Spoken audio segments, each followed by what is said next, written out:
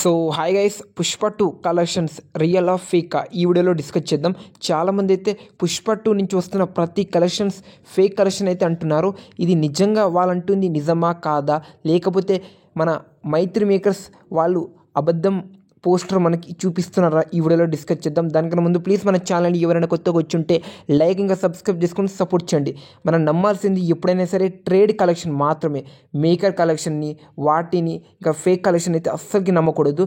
నమ్మాల్సింది ట్రేడ్కి. ఇంకా ట్రేడ్కి మేకర్స్కి ఎంత తేడా ఉందో ఒకసారి తెలుసుకోవాలి. పుష్ప 2 డే 1 అయితే 294 కోట్ల గ్రాస్ వచ్చింది.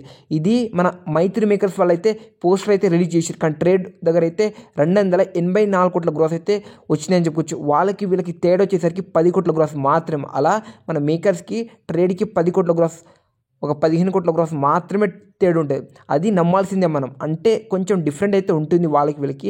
ఈ కలెక్షన్ అయితే ఒరిజినల్ నమ్మాల్సిందే. ఒక్కసారి మనకి ట్రేడ్కి ఇంకా మేకర్స్కి కరెక్ట్ అనిపిస్తే ఒక 10 కోట్లు అటు ఇటు అవుతుంది.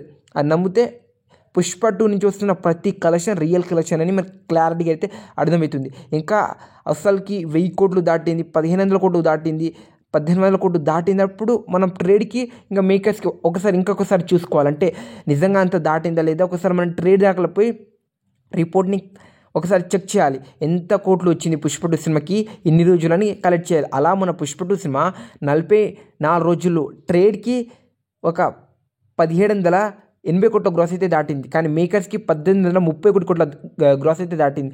వాళ్ళకి వీళ్ళకైతే ఒక 80 నుంచి 70 కోట్ల తేడా అయితే ఉందని చెప్పుకోవచ్చు. ఇంత పెద్ద సినిమాకి ఇంత కలెక్షన్ అయితే తేడా ఉంటుంది ఏ సినిమా కానీ. ఎందుకంటే అంత కోట్లు అయితే వసూలు చేసింది కదా, కొన్ని ట్యాక్స్ కావచ్చు, కొన్ని అయితే కట్ అవుతాయి. అందుకోసం మనం పుష్ప 2 కలెక్షన్ అయితే రియల్ అని నమ్మొచ్చు.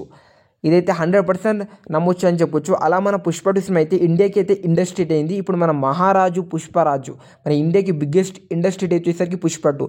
దీని గురించి మీరేమనుకుంటున్నారో కామెంట్ చేయండి.